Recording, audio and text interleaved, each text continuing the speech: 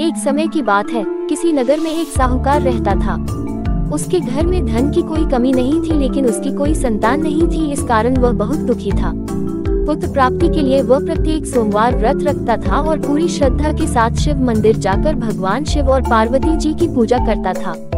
उसकी भक्ति देखकर एक दिन मां पार्वती प्रसन्न हो गई और भगवान शिव से उस साहूकार की मनोकामना पूर्ण करने का आग्रह किया।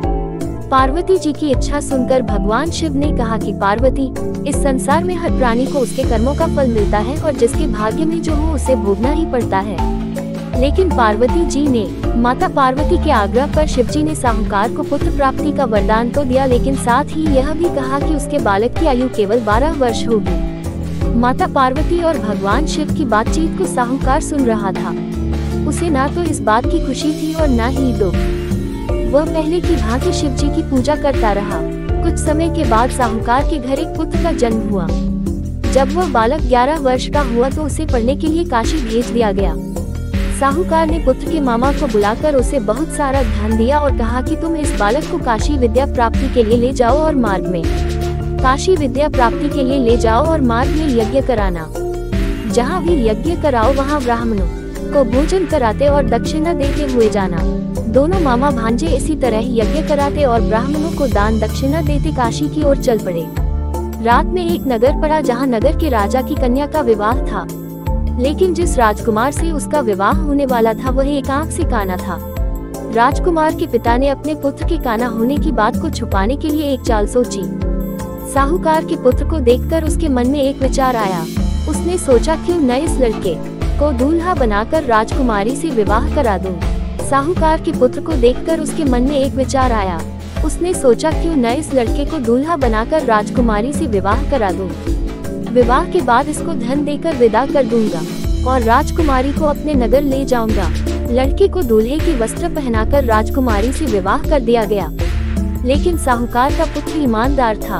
उसे यह बात न्यायसंगत नहीं लगी। उसने अवसर पाकर राजकुमारी की चुन्नी के पल्ले पर लिखा कि तुम्हारा विवाह तो मेरे साथ हुआ है, लेकिन जिस राजकुमार के संग तुम्हें भेजा जाएगा वह एक आंख से काना है। मैं तो काशी पढ़ने जा रहा हूँ। जब राजकुमारी ने चुन्नी पर लिखी बातें पढ़ी तो उसने अपने माता पिता को ये बात बताई। राजा ने अपनी पुत्री को विदा नहीं किया जिससे बारात। जब राजकुमारी ने चुन्नी पर लिखी बातें पढ़ी तो उसने अपने माता पिता को ये बात बताई। राजा ने अपनी पुत्री को विदा नहीं किया जिससे बारात वापस चली गई। दूसरी ओर साहूकार का लड़का और उसका मामा काशी पहुंचे और वहां जाकर उन्होंने यज्ञ किया। जिस दिन लड़के की आयु 12 साल की हुई उसी दिन यज्ञ रखा गया। लड़के ने अपने मामा से कहा कि मेरी तबीयत कुछ ठीक नहीं है। मामा ने कहा कि तुम अंदर जाकर सो जाओ। शिवजी के वरदानुसार कुछ ही देर में उस बालक के प्राण निकल गए। मृत भांजे को देख उसके मामा ने विलाप शुरू किया। संयोगवश उसी समय शिवजी और माता पार्वती उधर से जा रहे थे। पार्वती ने भगवान से कहा, स्वामी मुझे इसके।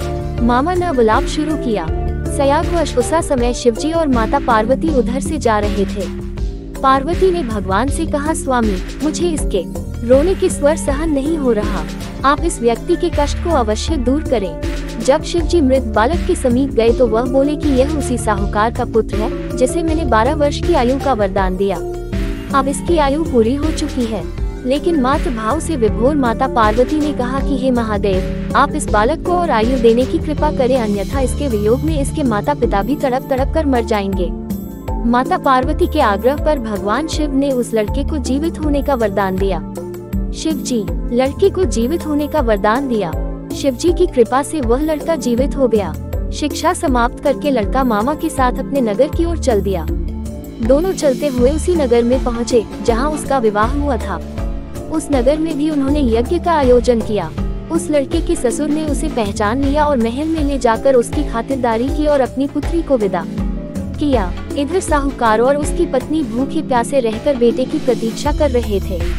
उन्होंने प्रण कर रखा था कि यदि उन्हें अपने बेटे की मृत्यु का समाचार मिला तो वह और प्राण त्याग देंगे, परंतु अपने बेटे के साहूकार और समाचार पाकर भूखे प्यासे रहकर बेटे की प्रतीक्षा कर रहे थे। उन्होंने प्रण कर रखा था कि यदि उन्हें अपने बेटे की मृत्यु का समाचार मिला तो वह भी प्राण त्याग देंगे, परंतु अपने बेटे के जीवित होने का समाचार पाकर वह बेहद प्रसन्न हुए। उसी रात भगवान शिव ने व्यापारी के स्वप्न में आकर कहा, हे श्रेष्ठी, मैंने तेरे सोमवार के व्रत करने और व्रत कथा सुनने से प्रसन्न होकर तेरे पुत्र को लंबी आयु प्रदान की है। इसी प्रकार जो कोई सोमवार व्रत करता है या कथा सुनता और पढ़ता है उसके सभी दुख दूर होते हैं और समस्त मनोकामनाएं पूर्ण होती हैं।